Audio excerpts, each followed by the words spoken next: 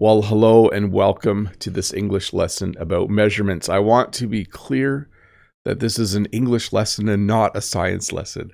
Most of what I say will be perfectly correct when it comes to speaking English and talking about measurements, but I don't want to get into any debates about weight versus mass or whether you should use milliliters or teaspoons when making a cake using a recipe. So once again, welcome to this English lesson about measurements. I'm sure you will enjoy it. I will talk not only about the units of measure, but I will talk about the things we use to measure different things like distance and time and all of those. I'll save time for the end because I think those are the simplest, but we'll definitely cover everything you can think of.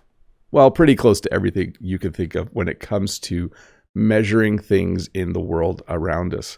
Whether you're trying to measure how fast your car is going or how far you can jump, we will talk about that today. So once again, welcome to this English lesson about measurements.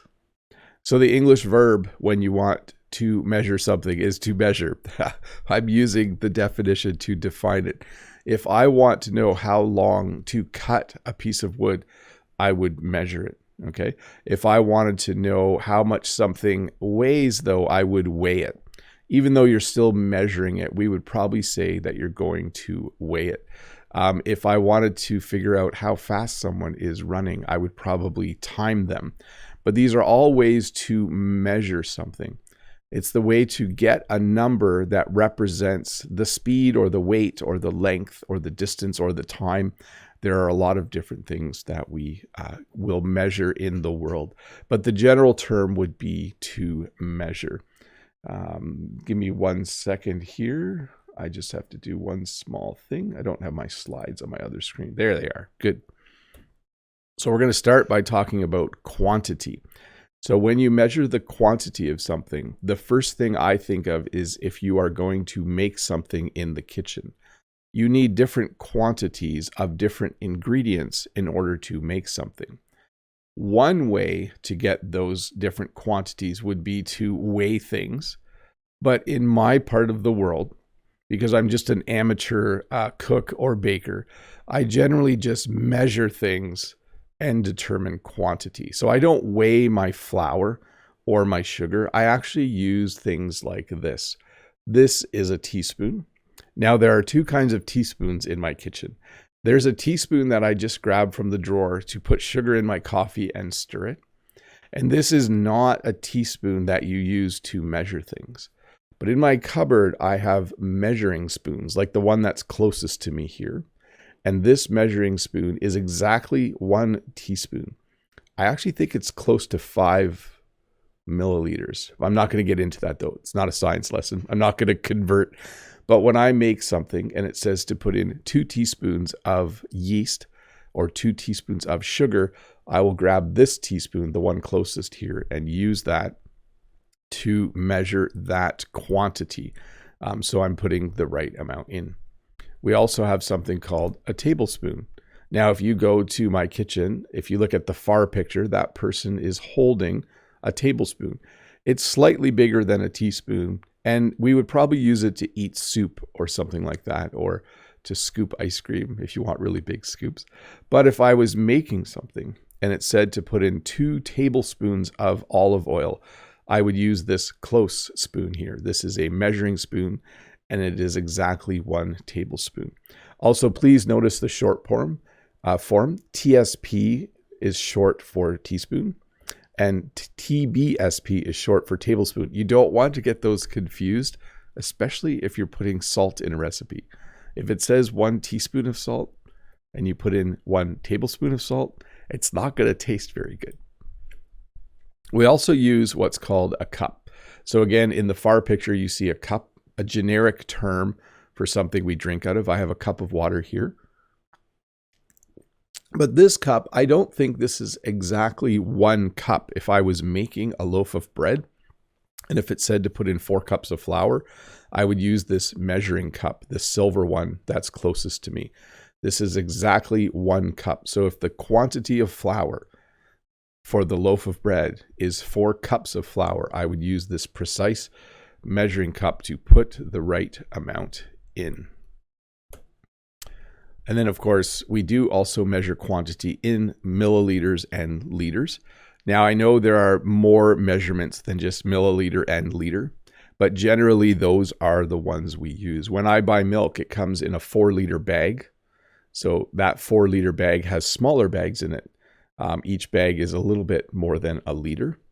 When we measure something, if it says it needs 1 cup of flour, I'm pretty sure that's the same as 250 milliliters of flour. So we do sometimes use more precise measurements than just teaspoon, tablespoon, and cup. Sometimes we actually use milliliter and liter. And I'm sure there's things like decaliters and stuff like that, but those are not commonly used in my part of the world, at least, when measuring stuff. And yes, in my part of Canada, not in the whole country, but in my part of Canada, you buy milk in bags. It comes in a 4-liter bag, and then you have this special little pitcher here to put the milk bag in order to use your milk. Let's talk about length and distance. So length and distance are really the same thing. It just depends how much you're measuring. So if I measure a piece of wood, I would measure the length. But if I measure how far it is from here to my neighbor's house, I would then call it distance, okay? So I always think of it this way. Length is related to things. You know, what's the length of your desk? What's the... I have to be careful here because we also have width as well. But when you're measuring something, generally we're measuring the length. If I'm trying to figure out how far is it from here to work, then I would use distance. But we use a variety of things to measure those two. Probably the most common thing in a school would be a ruler. A ruler is usually 30 centimeters or 1 foot, depending on what unit of measure you are using. And I'll talk about that in a bit. But most students will have a ruler, and sometimes they have a smaller ruler that's only this long, like 15 centimeters, because it fits in their pencil case. But they will use that ruler to measure things, but they will also use that ruler just to make straight lines. So if you use your pencil and a ruler, you can make a straight line with it. So a ruler is a small wood or plastic device, I guess, that has the units of measure on one side or both, and you use it to measure length. Most rulers in Canada, by the way, have metric on one side, and then they have what we call imperial on the other side.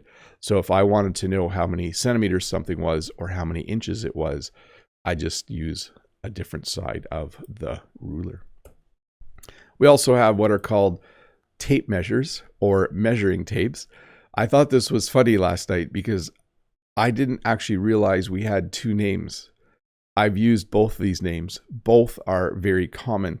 When you build something, you usually use a tape measure to measure things, especially if you need to cut something with a saw or with a scissors. But you could also use a measuring tape. I could say to Jen, have you seen the tape measure? Or I could say, have you seen the measuring tape? They mean the same thing. I'm not sure why we have 2 completely different names, but we do. So I guess that's just how English is. Sometimes we decide we need 2 names for something. So I always lose my measuring tape, by the way. Sometimes I use my tape measure somewhere and then I leave it in a funny spot somewhere on the farm. And then a couple months later, I can't find it. So I'm not even sure which. Did I use tape measure or measuring tape when I gave that example? I think I might have used both. Yeah, I don't even know why I use one over the other, but tape measure and measuring tape. Meter stick, yardstick. So we do have to clear something up here, and that's that I am Canadian. When I spell meter, it ends in RE. If you were in the United States, you could spell it METER. But in my country, a meter stick, this is how we would spell it. And then you also could call it a yardstick. It's really just a big ruler. You probably will only find one of these in a classroom or in a place where they work with paper or clothing. It is a long wooden stick. In Canada, a meter stick and a yardstick are actually the same thing because 1 meter and 3 feet are very close in length. They're not exactly the same. So generally, one side of our meter stick will be in meters and the other side will be in feet and inches. So by the way, a yard is 3 feet. So you might have a yardstick or a meter stick. It simply refers to a really, for lack of a better word, a really big ruler. Very common in classrooms. Most classrooms will have a meter stick or yardstick. So the teacher can easily measure things or draw straight lines on the blackboard or whiteboard. A measuring wheel. This is more common, I would say, either on a construction site, or you might see one of these at a track and field meet. This is something that you push, and as the wheel turns, for every rotation, it measures 1 meter or half a meter or 2 feet, whatever it's set to. And so you'll see there's a little gray box on the bottom. You would set that to 0, and then you would put the wheel down and you would walk. And as the wheel goes around, I think it even clicks, like click, click, click, click, click. And every time it makes one rotation, it adds that to the number on the screen. So if you wanted to, let's say you had to put lines on a soccer field, you would probably use this to measure so it's the correct number of meters or feet. A measuring wheel. And then I've never used one of these, but you can measure distance with lasers. So you could have a laser distance meter. You could point it at a wall and push the button, and it would shine a laser and measure a little bit of the reflected laser, and then it knows how long it took, and then it can figure out how far away that wall is. That would be pretty cool. I would love to try that sometime. I think that's how they measure how far the moon is from the Earth. I think they can use lasers for that. Again, this is not a science lesson. This is an English lesson. So a couple of things. We're going to talk about the metric system quickly and the imperial system. So in the metric system, we are going to measure distances based on the meter. A meter is about, I try to get it on my screen, is about, that's half a meter. Here, let's do this. A meter is about this long. You can measure this at home if you think I'm correct or not. With the metric system, everything is then based on whether it's part of a meter or whether it's bigger than a meter. So a millimeter is very, very tiny. A centimeter is a little bit bigger. A meter is what I showed you. And a kilometer is a measure of distance. Like I live, I think 20 something kilometers from my sister. Okay. So if I was to drive there, it's 20 kilometers. So we base our system of measurement in the metric system on the meter. And again, you can spell these ending in ER instead of RE if you are in the United States. But here I would use that spelling. So millimeter, very, very tiny. The imperial system, this is what we call it, an alternate system of measurement, uses inches and it uses the foot. This is about a foot. A yard is 3 feet, and I don't even know what a mile is, like 1,600 feet or something like that. Again, not a science lesson, but an inch is about this big. A foot is about this big. By the way, an inch is 2.5 centimeters. A foot is 30 centimeters. So those are rough conversions, but if you were in the United States, you would be measuring things in feet and inches. Notice when it's like 1 foot or 3 feet. You have to switch the word a little bit.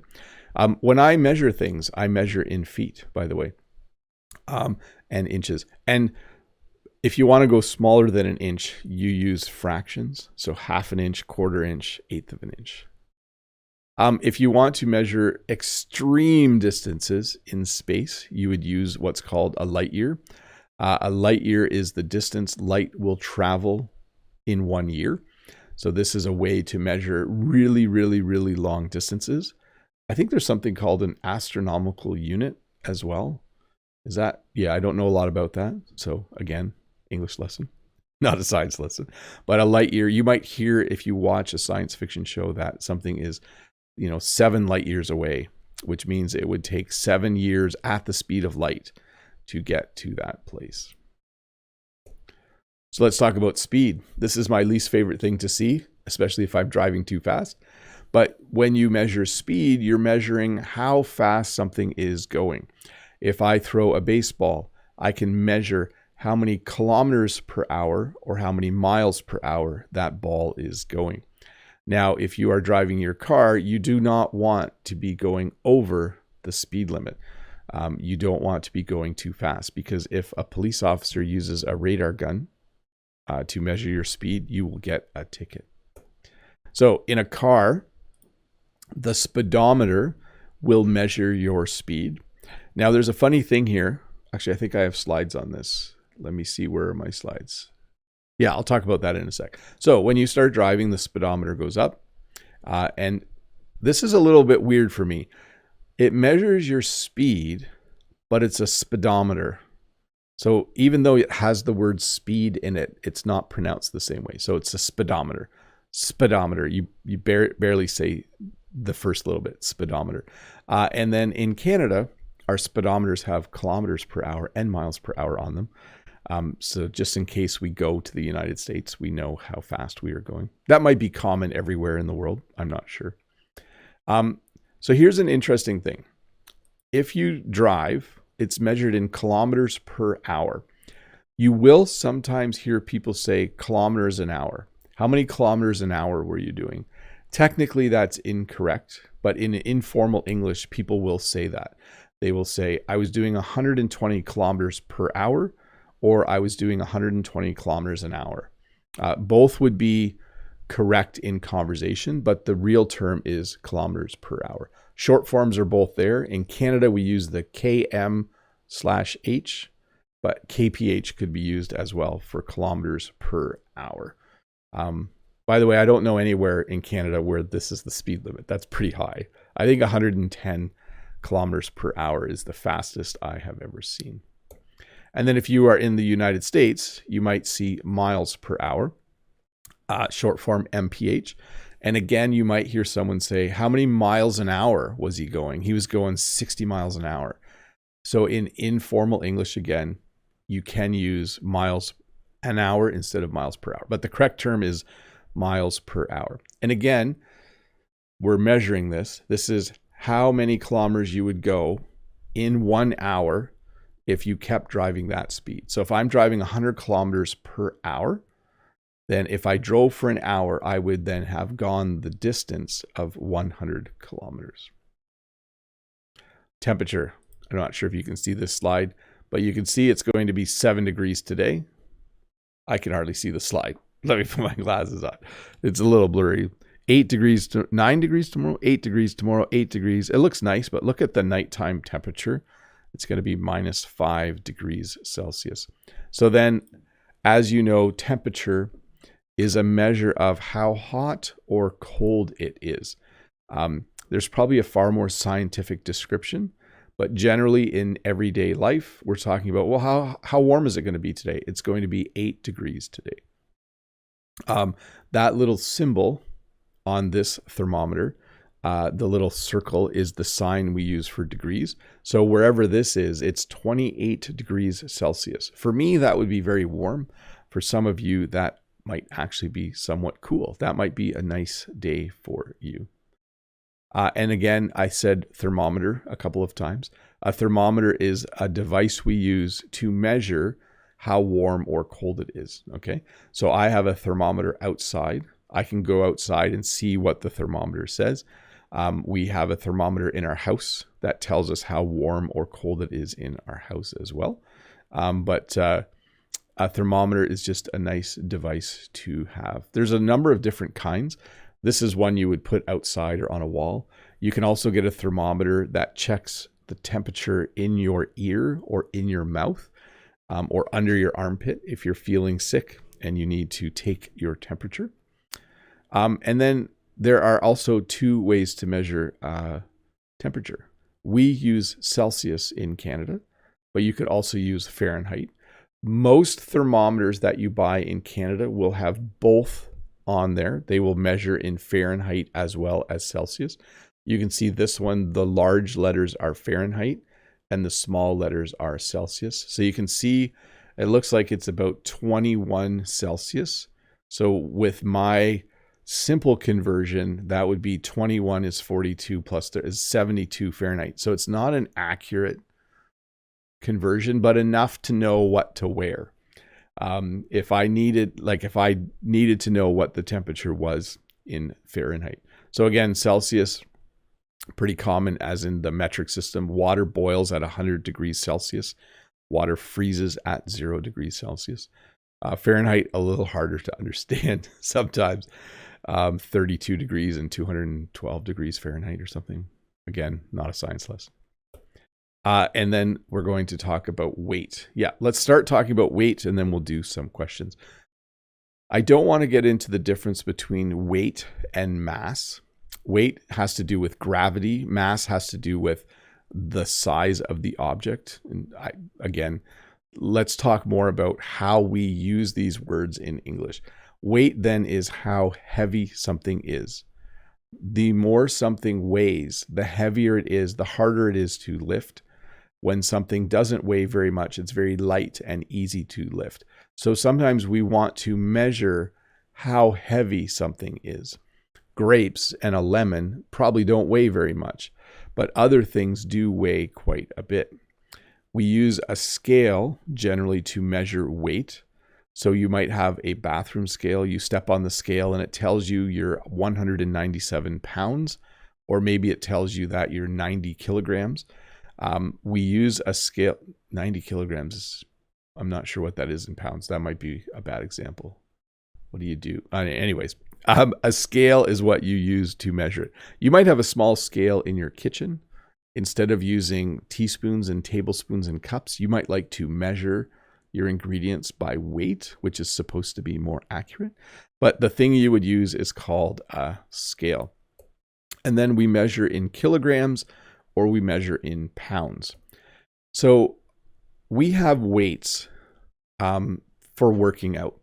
Our weights are all in pounds. They look like this. On the end, they say 10 lb or 20 lb.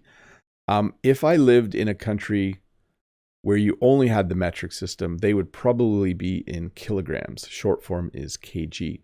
The reason our weights are in pounds is because the vast majority of our fitness equipment is from the United States or made for the North American market, and therefore they are labeled, their weight is in pounds because that's just, most fitness shows I watch, if it's from the United States, it will obviously be in pounds, but if it's in Canada, it will as well. If I was to watch, a YouTuber from Europe, it would more likely be in kilograms. So kg is short for kilograms. Don't know why lb is short for pounds, but that is the short form for pounds. So 10-pound weight's pretty light for me. 50-pound weight is very heavy for me. I'm not sure where you are in your fitness world, but that's how I feel about those two weights. The rest of the lesson is going to go fast because we're going to talk about time. And I have a lot of slides for time, but I'm going to go really quickly because I think time is one of the first things you learn when you learn a language. When you learn a language, you generally learn colors, articles of clothing, animals, like relatives, like mom, dad, sister, brother, and you usually learn time. So you usually learn things like clock, watch, stopwatch, timer. These are the ways we measure time. Obviously, a clock is on the wall. We use a clock to tell time. You have a watch on your wrist to tell time. A stopwatch is generally used, by the way, we don't use hourglasses anymore. Unless you're playing a game, sometimes a board game will come with a little hourglass. That's what that is. But a stopwatch you will see like at a track meet where people are running. So a stopwatch starts at 0. When you push the button, it records how much time has passed until you push the button again. A timer, you set it to the number of seconds or minutes you want to time something, and it goes down, and when it hits 0, it beeps. Okay, so the difference, a stopwatch goes up. So when you click start, it starts counting seconds and minutes. A timer goes down. Timers you usually find at like a kitchen or in a kitchen. You put something in the oven and you set a timer. Or if you go to a basketball game, the timer goes down as the game goes along. So again, units of measure. Let's do this quickly. You measure in seconds. Things happen very quickly. If I run 100 meters, it used to take me 13, 14 seconds. It probably takes me 20 seconds now. We have minute, so seconds, minutes. I'm pluralizing.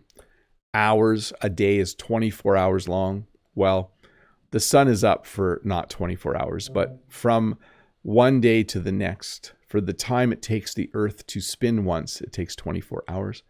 And then we have, of course, days. The relation between them, there are 60 seconds in a minute, there are 60 minutes in an hour, there are 24 hours in a day, and there are 365 days in a year. We also have months. So we have 12 months in the year. This is August 2020. Not sure why I randomly chose that month, but it's currently March, by the way. It's almost April. But a month is a unit of measure for time over a longer period. And then, of course, we have year, and it's 2024. So again, those are words, if you are learning English, that you've probably learned a long time ago. You may not be familiar with decade.